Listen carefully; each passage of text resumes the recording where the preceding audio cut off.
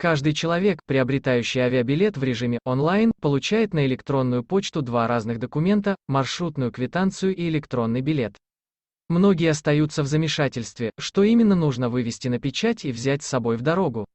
Об этом и стоит поговорить сегодня. Этот документ представляет собой тот же самый авиабилет, только в электронном виде. Это своего рода замена бумажного носителя на новую, более удобную форму.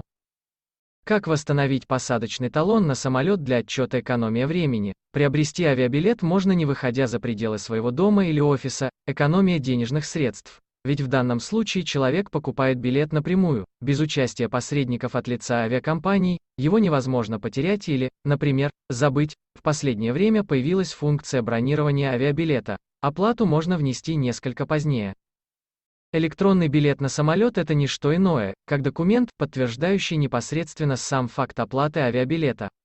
Своего рода чек, который также желательно привести в бумажный вид. Маршрутную квитанцию лучше иметь при себе на протяжении всего передвижения, ведь нередко ее спрашивают на паспортном контроле и при регистрации на рейс. Также, если человек летит в командировку по нуждам фирмы, то такой документ будет своего рода отчетом для бухгалтерского отдела.